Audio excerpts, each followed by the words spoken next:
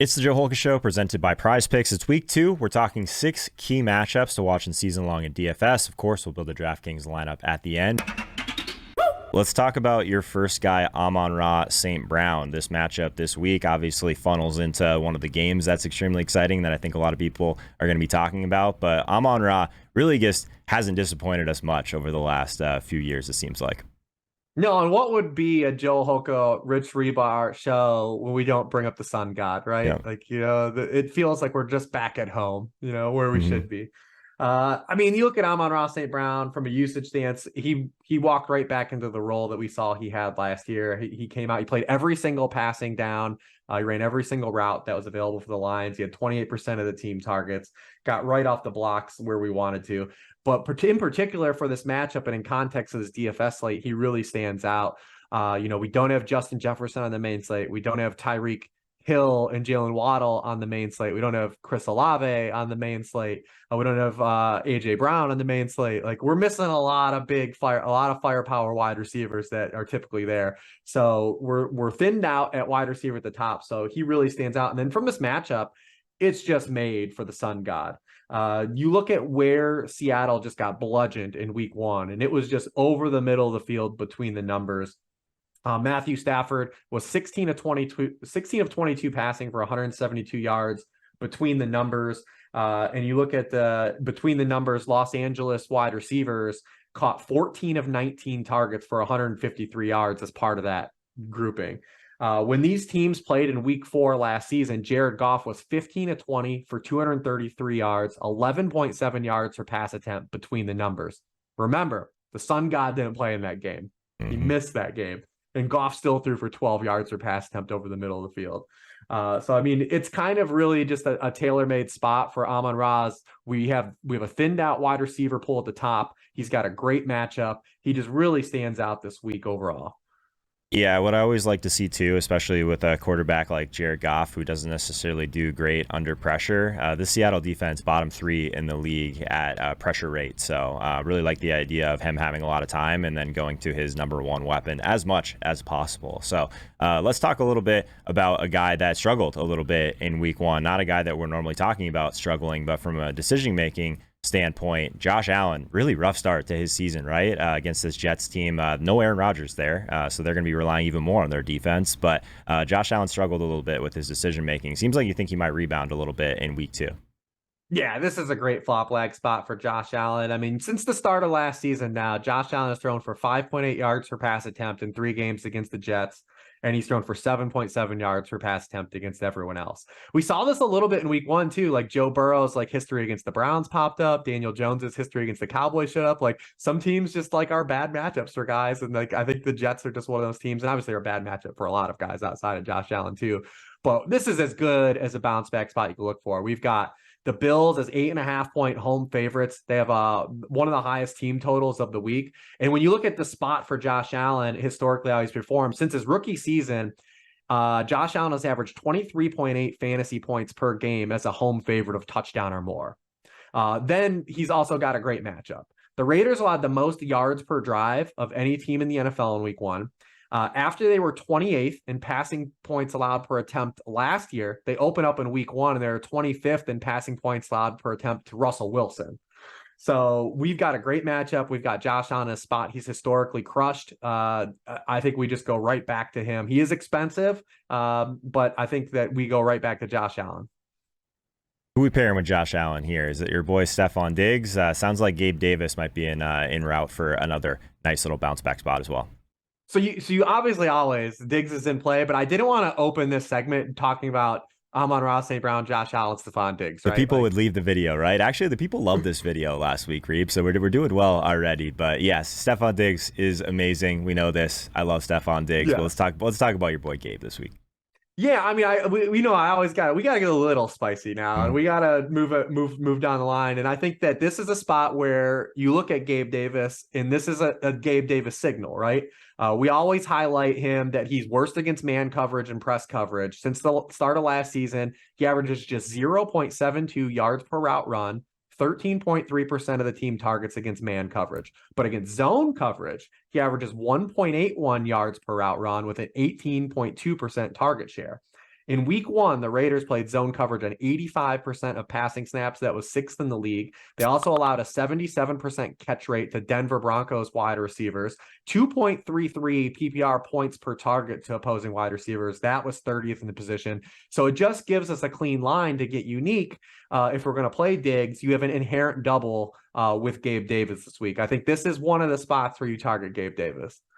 Yeah, I'm going to keep highlighting the utilization report over at fantasylife.com. It's completely free. You can look at a bunch of different PFF stats. It's one of the best places to look for air yards, target share, that sort of thing. So even just looking at last week, obviously he's still out there running a ton of routes. 10% target share, but just 50% of those targets were catchable targets, which is kind of interesting. So he still had a decent air yard share in this offense. Gabe Davis, definitely a decent bounce back spot, especially if we expect Josh Allen to have a day. So I'm in on that, my man. Let's talk about someone we haven't really discussed this year yet. I guess kind of a polarizing guy in season long as well. You're either really in on this guy or really out on this guy from a season long perspective. But Deebo Samuel is the matchup that you're going to be watching in this game in particular this week. Tell us why you like him. Yeah, I think a lot of people were on that, the best kind of like full field wide receiver on San Francisco is Brandon Ayuk, and he was going to make that step forward this year. And we saw that in week one. But Deebo Samuel still had really strong usage. He had a target on 20.6% of his routes. He still had 25% of the team targets. Also, when you think about Brandon Ayuk, I think people are going to chase him a little bit because his price didn't really move, but also Deebo Samuel didn't move. Then you go back to last season now, or not even last season, his history in this matchup against the Rams, right? In 7 career games against the Rams, Deebo Samuel has 7 touchdowns. These teams have played 6 times since 2020. Deebo Samuel's game log, 6 for 66 and a touchdown, 5 for 97 and a touchdown with 536, 1 rushing, 4 for 95 with 845 and 1 rushing, 4 for 72 and a touchdown with 26 yards rushing, 6 catches for 115 yards and a touchdown. And there's a little bit of reason this. I also think Deebo Samuel is a big reason why the Rams drafted Puka Nacua, because he's just been bodying Sean McVay for years, and he kind of wanted to get a guy that was like kind of a gadgety type guy. We didn't see Puka run the ball a lot in week one, but he did run the ball in BYU. But there's a reason why he crushes this matchup. So if you look at the Rams since 2020, they've been 30th, 32nd, and 30th in the amount of man coverage they play. In week one, they played man coverage just 10.9% of the time. That was 26th in the league. Deebo Samuel was targeted on 26.1% of his routes against zone coverage on Sunday against the Steelers. For his career, he's been targeted on 27.2% of his routes against zone coverage, as opposed to 20.3% rate against man coverage. Like, he's the zone beater. He gets schemed up this stuff. And there's a reason why he always kind of crushes in this matchup. So I think when you're looking at Brandon Ayuk, I have no pushback on him, but I do think that's a great spot to kind of use what Brandon Ayuk did and the steam he has, and being priced right near Deebo Samuel, and coming off that, getting a little bit of leverage for a player that still has a lot of upside on a weekly basis with Deebo Samuel, and has historically crushed in this spot. I'm in. Let's move on to our first tight end that we're going to talk about today, Darren Waller. Obviously, seeing him in New Jersey is still a little bit weird, but what are your thoughts on Waller this week in this matchup? Yeah, I think Waller is interesting for a couple of reasons. Like, one, we just want to get in and play him early in the season before like any injuries like happen, and he's been kind of a guy that scared us. But lost in what happened on Sunday night, that debacle of the game that the Giants had, was that we did get the usage that we were looking for with Darren Waller. So like all offseason, like the Giants have told us, like, this passing game is going to run through him. They're going to target like him a ton. We saw in the preseason he was targeted 4 times on 8 routes. And we had the usage on Sunday, but it just got lost in the sauce of the game. He ran a route on 87% of the team dropbacks in the first half. He had a 42% target share in the first half of that game. Mm-hmm. And then after halftime, he only ran 4 routes. The game was a blowout. They got him off the field, and they started playing like a bunch of different guys. But I think that what happened in that game kind of overshadowed that usage. Like, we had what we were looking for. And now we're getting the Giants hitting the reset button. They're 5.5-point favorites against this Cardinals team that, once again, the Cardinals showed in week one, like, they're kind of a target for tight end play. Logan Thomas and Cole Turner and those guys, they had 10 targets in that game. So like still kind of a heavy zone-based team, obviously with Jonathan Gannon calling the defense there now too. They look like they're still going to be part of the flow chart, right? Like who's Arizona playing this week, what tight ends. So I think given the run out that the Giants had and Darren Waller kind of be like a tweener price guy, I think he's going to go overlooked this week, but I think he has a lot of upside at a position that still is a very low bar, as we saw again in week 1.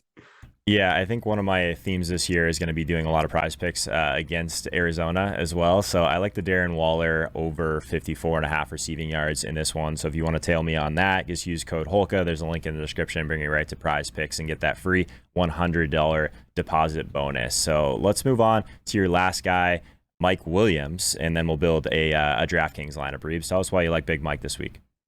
Yeah, Big Mike, another guy, he had to leave the game a little bit in week 1. He got evaluated for the concussion. He did come back. But what we like about Big Mike is the Chargers kind of were telling us all offseason, like they're going to use him in a different capacity than strictly how he was used as an outside receiver, basically for his entire career till now. And that happened. He played in the slot for 43.1% of his snaps. His slot rate last year was 13%.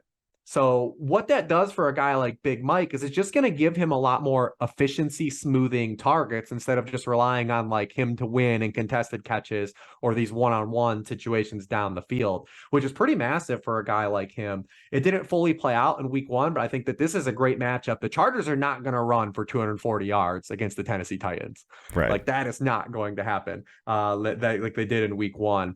We also may not have Austin Eckler, so it maybe push more targets to Big Mike as well. And then just from a matchup stance, not only do the Titans force you to be more of a pass funnel, they're also very bad defending wide receivers.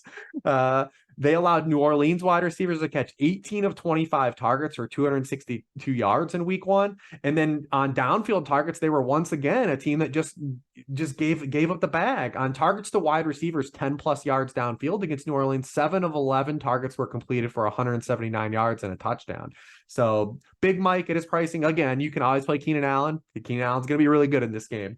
But I do think this is another good bounce back spot for a guy that let us down in week 1 to come and have a really strong week 2.